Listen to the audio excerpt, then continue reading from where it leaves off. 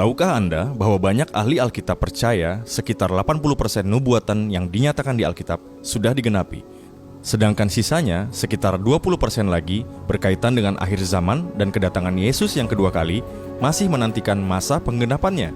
Apakah Anda percaya bahwa Yesus akan datang kembali dan kita sedang berada di masa akhir dari akhir zaman? Lalu apa yang Alkitab katakan tentang akhir zaman dan apakah Yesus pernah berkata bahwa Ia akan datang kembali? Mari ikuti pembahasan kata Alkitab kali ini.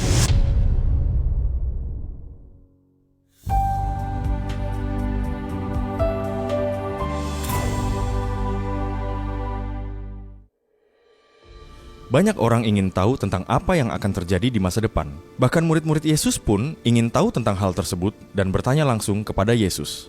Ketika Yesus duduk di atas Bukit Zaitun, datanglah murid-muridnya kepadanya untuk bercakap-cakap sendirian dengan dia. Kata mereka, "Katakanlah kepada kami, bila manakah itu akan terjadi dan apakah tanda kedatanganmu dan tanda kesudahan dunia?"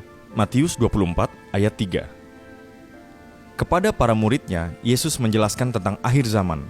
Hal ini ditulis dalam Injil Matius 24 dan 25, Markus 13 ayat 3 sampai 37, dan Lukas 21 ayat 7 sampai 36.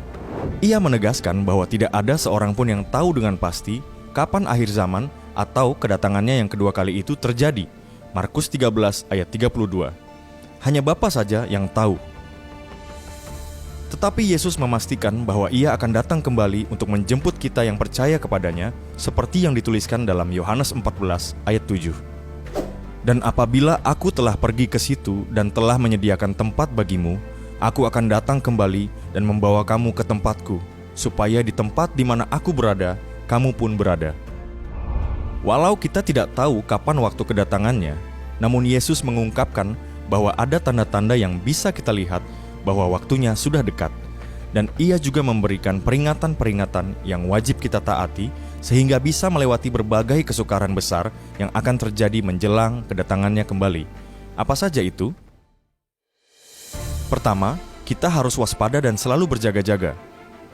Ada dua hal yang akan menjadi tantangan bagi orang percaya di akhir zaman, yaitu penyesatan, Markus 13 ayat 5-6, Matius 24 ayat 5-6, dan juga penganiayaan, Matius 24 ayat 9-10. Untuk itu, seperti ilustrasi gadis-gadis yang bijaksana dalam Matius 25 ayat 1-13, orang Kristen perlu mempersiapkan diri dengan membangun iman di atas dasar yang benar, sehingga tidak mudah digoyahkan oleh berbagai angin pengajaran dan juga tetap teguh saat menghadapi penganiayaan. Mengerti kebenaran firman Tuhan dalam pengurapan Roh Kudus, itulah minyak yang harus kita persiapkan sebagai mempelai Kristus. Kedua, Yesus mengajarkan bahwa dalam menantikan hari kedatangannya, kita harus menjadi hamba yang baik dengan melipat gandakan talenta yang dipercayakan kepada kita. Matius 25 ayat 14-30. Saat kita hidup di akhir zaman ini, Tuhan mengajarkan kita untuk memiliki prioritas yang benar, dengan tetap mengarahkan pandangan kita kepadanya dan tetap mengerjakan apa yang sudah dipercayakan kepada kita sebaik mungkin. Bahkan dalam Matius 25 ayat 31-46, kita diingatkan untuk melakukan kebaikan kepada sesama dalam segala kesempatan, terlebih kepada mereka yang kurang beruntung. Saat kita melakukan tindakan kasih bagi mereka, sama saja kita telah melayani Tuhan kita.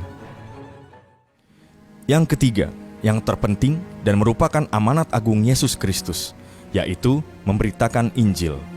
Mari lakukan tugas kita sebagai pengikut Kristus, yaitu memberitakan kabar baik dimanapun kita berada.